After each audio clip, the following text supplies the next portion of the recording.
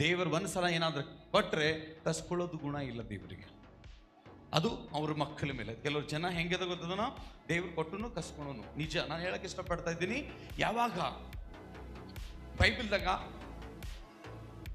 ಯೋಬ ಒಬ್ಬ ಇದ್ದನು, ದೇವ್ರು ಕಸ್ಕೊಂಡಿಲ್ಲ, ದೇವ್ರು ಸದ್ಯದಲ್ಲಿ ಬ್ಲಾಕ್ ಮಾಡಿದನು ಪ್ಲಾನಿಂಗ್. Hallelujah, hallelujah.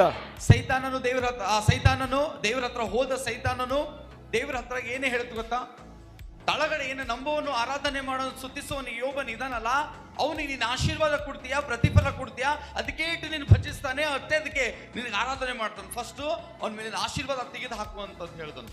ಆದರೆ ದೇವರು ಅವನ ಮೇಲೆ ಆಶೀರ್ವಾದ ತೆಗೆದು ಹಾಕಲಿಲ್ಲ. ಚೆನ್ನಾಗಿ ತಿಳ್ಕೊಟ್ಟೆ, ಆಶೀರ್ವಾದ ಸ್ಟಾಪ್ ಮಾಡಿದ್ದು.